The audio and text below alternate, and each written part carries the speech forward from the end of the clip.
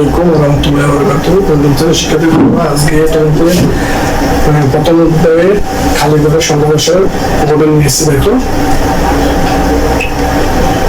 এখানে খালি ঘর আছে, এখানে সংখ্যা আছে, এখানে খালি ঘর। এই অঙ্কগুলো গুণাঙ্ক, এখানে খালি ঘরের গুণাঙ্ক, ঠিক আছে? এগুলো তোমরা একটু বুঝলে অনেক সহজ। দেখো এখানে আমাদের প্রথম সংখ্যাটি দেওয়া আছে খালি ঘর, ঠিক আছে? আমরা এই সংখ্যাটি গুণ করবো, এই সংখ্যাটি গুণ করলে এখানে প্রথম সংখ্যা যদি 4 বসে যে দেখো আমাদের কিন্তু গুণ করলে কত হবে? ধরো 7 দিয়ে যদি পড়ি 7 থেকে 7 দুগুণে 14, 3 7 21, 4 7 28, 5 7 35, 6 7 42, 7 7 49, 7 8 56, তাহলে আর হয় না, ঠিক আছে?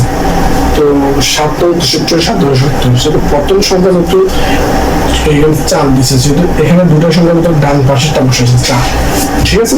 ডান পাশের সংখ্যাটা সেটাই বসেছে 4 বসেছে। ডান পাশে 4 বসালে যেহেতু এটা তাহলে এখানে কত হবে? দেখো আমাদের 7 নামটা দিন 10 পর্যন্ত করবে, 7 দুগুণা 14, আর এরপরে এগুলো আছে, এগুলো ডান পাশে 4 হয় না, তাহলে 2 হবে।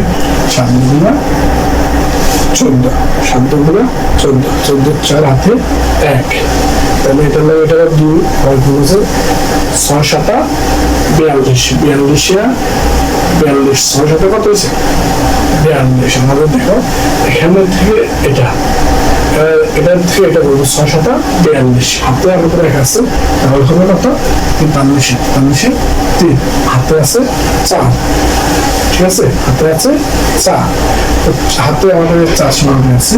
দেখো 6 7 42, আর এখানে আমরা 7 দুগুণা 14, 4 বছর হাতে 1, তাহলে 6 7 42 কি 43, হাতে আমাদের 4 আছে। এটার সংখ্যার সাথে এর সংখ্যার গুণ করলে 30-এর উপরে হতে হবে, 30-এর উপরে হতে হবে, 30-এর উপরে হলে এর 4 ও সংখ্যাটার সাথে গুণ হবে, ঠিক আছে? এই 4টা ও সংখ্যাটার সাথে কি হবে? যোগ হবে, একসাথে একত্রিত হবে। আমরা যদি এই সংখ্যাটার সাথে একটা সংখ্যা গুণ করতে হবে, 30-এর উপরে হইতে হবে। এই সংখ্যাটার সাথে এই সংখ্যা গুণ করলে 30-এর উপরে হইতে হবে। তার মানে 7 থেকে 7 গুণা 14, 3 7 21, 4 7 28, 5 7 35, তাহলে 5 বার করলে 5 7 35, 5 7 35, 5 7 35, হাতে 4, কত হবে? 39, তাহলে এখানে 9, ঠিক আছে? আশা করি এটা বুঝছো।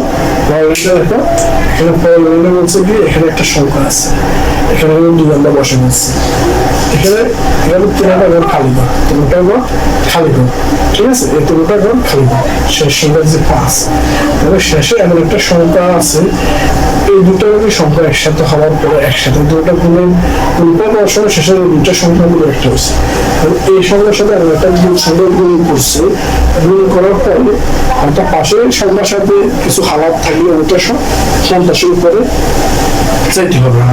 তবে দুটো 5 আছে, তাহলে এখানে 50 হবে বা 50-এর উপরে হবে, তাহলে এমন একটা সংখ্যা এখানে দিতে হবে যে সংখ্যার সাথে গুণ করলে 50-এর উপরে যাবে।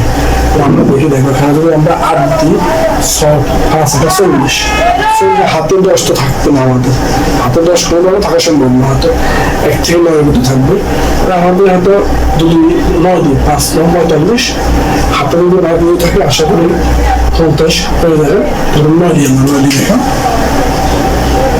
9 দিই, 9 দিই না 18, হাতে 1, 6 8 48, 6 8, দেখো এটা আমরা যদি এখানে 8 দিই, 6 8 কত হবে? 48, 7 দিলে 6 7, এখানে 7 দিয়ে 6 7 42 হয় না, তখন 9 দিছি, 9 6 9 54, আমরা আগে এখানে 9 দিই না 18, কত বসেছি?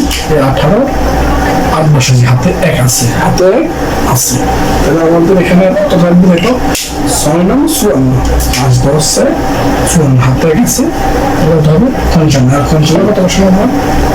5, হাতে কত আছে আমাদের? হাতে সমান আছে 5, হাতে সমান 5 আছে, 5 9 45, 5 9 এটার লগে এটা 5 9 45, হাতে আছে 50, তাহলে এখানে 50-এর 5 আছে, 0 বসে দিই, ঠিক আছে? তো এটা দেখো আমরা যোগ করবো, এটা 4 4 8 3 11 1 8 1 1 10 10 5 15 5 8 1 1 4 ঠিক আছে, আশা করি এটা তোমরা বুঝতে পারছো।